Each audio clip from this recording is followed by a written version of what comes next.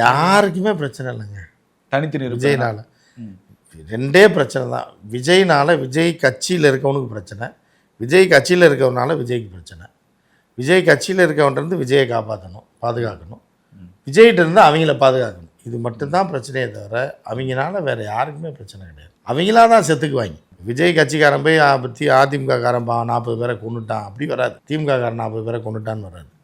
விஜய் கட்சி போட்ட கூட்டத்தால் விஜய் கட்சியை சேர்ந்தவர்களே 40 பேர் பலி.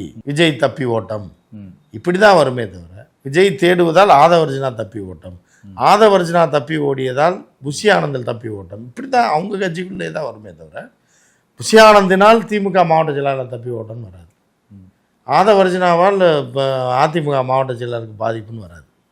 அதுதான் அவங்ககிட்ட உள்ள பெரிய ப்ளஸ். தாவேக்கானால இந்த தேர்தலில் யாருக்குமே பாதிப்பு இல்லை, அவங்களுக்கு தான் பாதிப்பு. யாரை சொன்னேன்னா நான் என்ன சொன்னேன் அப்படின்ற மாதிரி தான் 2026